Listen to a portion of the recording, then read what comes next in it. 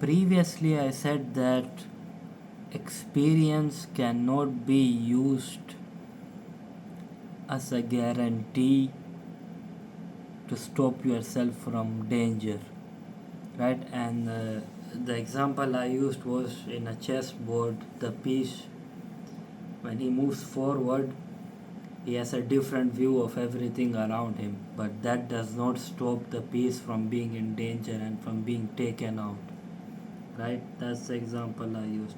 Experience is like that. When you keep moving in life, you think you are steady now, and something hits you from somewhere and you are back to zero, right? So in a way, it's not a guarantee. Experience moving forward, success, whatever you want to call it, it's not a guarantee. Then the question comes, why does one keep on moving forward then? Why gain experience? The answer to that is, experience is a side effect. You don't chase experience, you just make moves, you take steps, you open up to things, you open up to accumulating knowledge, information, and then you get the experience with it.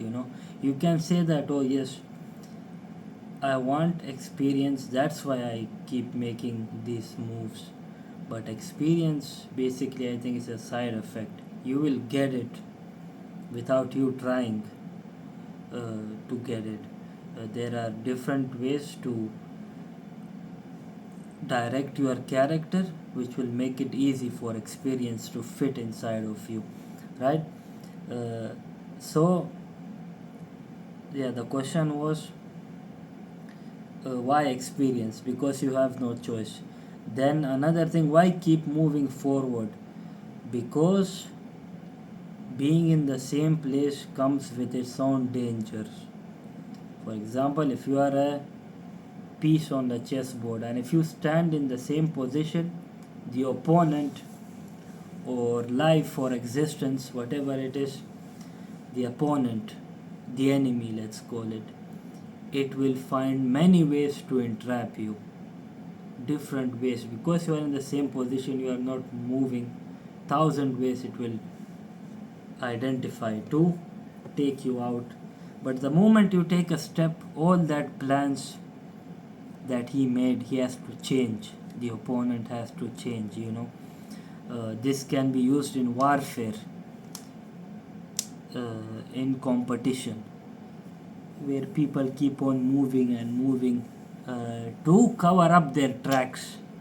Basically, you move to cover up your tracks, right? You're not in a fixed location where you can be hit easily. Okay, so anyway, back to the real thing. Does experience keep you steady? Is it something of value really to help you face life? This is what we are questioning. And I went into the word origin of experience, right? Because nowadays, and not nowadays, it happens most of the time that what the word means is not the idea of what the people have in the current modern times. So the word means something else, but the idea, the way people use the word is different, right? So I went into the word origin of experience. One of the things it means is trial, test. Okay, so let's keep to that meaning of it. You face trials when you make movements, right? And a trial you can fail in or you can succeed in. If you succeed in a trial, that must mean it was not much of a trial anyway. You were already prepared for it. You were eligible to face it. So it was not kind of a trial. But if you fail a trial, that means you were lacking something, right? You were lacking something and you failed. Now if you kind of observe and kind of go through why you failed, you'll get the knowledge of why you failed. Once you get the knowledge, then you can face the trial, but it will still not be a guarantee that you will pass the trial this time with the amassed knowledge, because there are many different ways in which you can fail at something. While the first time you failed was in one specific way, so you gained the knowledge of that and you became confident that that was enough. So when you face the trial again, you failed in some other manner, so it was not enough. So in the end, you keep on failing the same trial in different ways, and you keep on amassing the knowledge, and eventually I think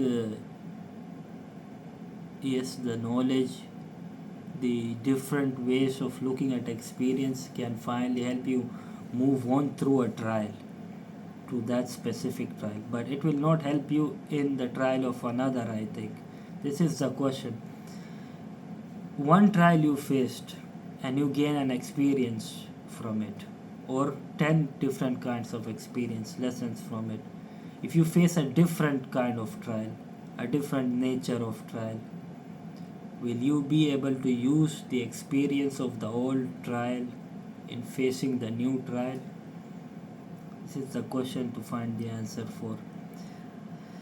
Or will you have to, you know, what do you call it, kind of pick and choose the trials and use them in their specific, use the specific experience for the specific trial.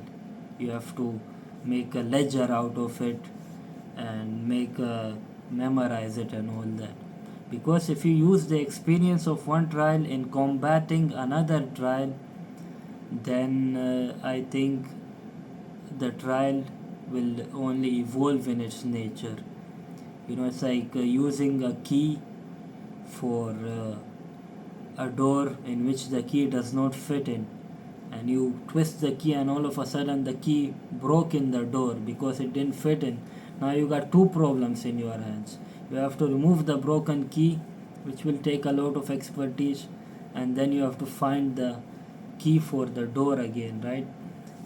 So that's just one meaning of experience. Back to the word origin of it, experience means trial, test, okay, knowledge amassed from the test. But another simple meaning of experience was to go through something. That's a very simple word origin of it. Experience means to go through something, right? Anything you go through will lead to an experience. But then what is going through something? What actually is that? You must not half-ass it.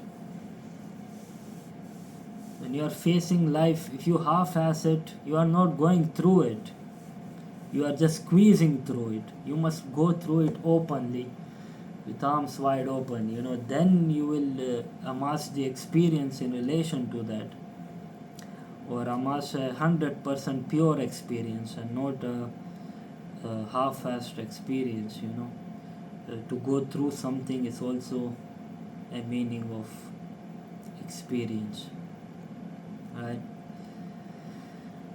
Experience, you see this word being used in work related areas, economical zones. I need work experience to get hired in something.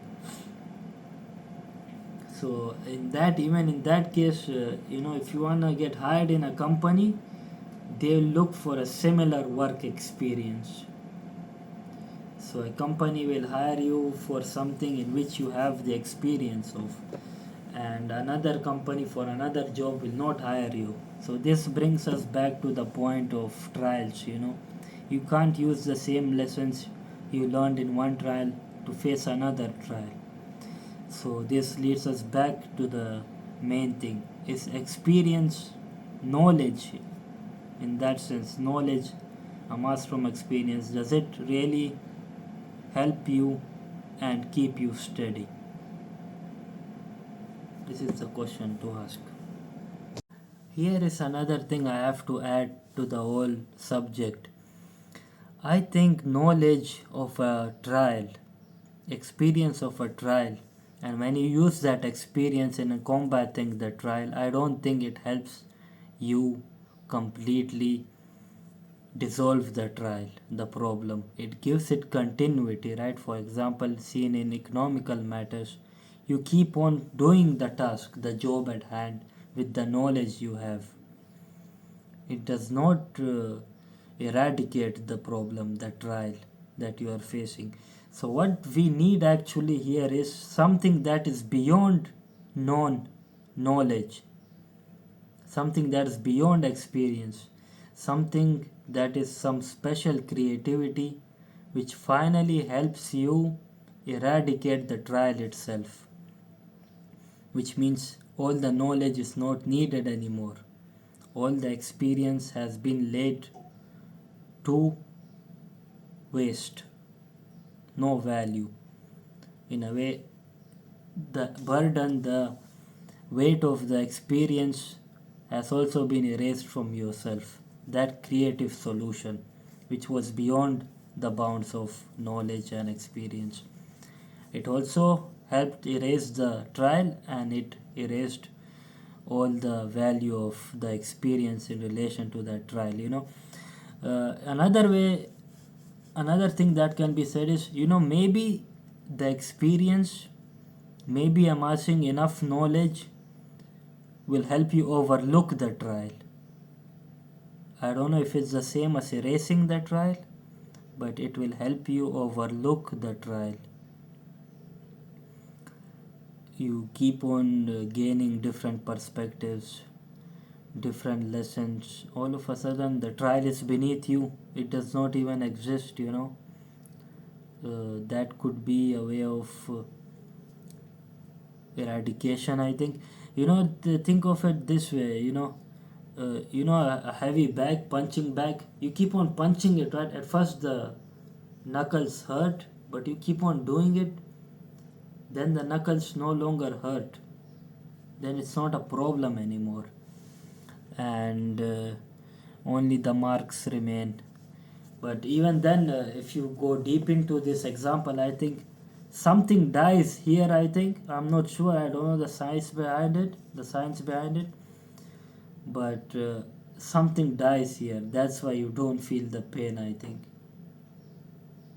And that death is what I mean, which is beyond the known, that is beyond experience. And creative solutions, I think, ideas, inspirations, these are all something that are not of this world, right? You can say that. This is something I had to add to the topic. That's it.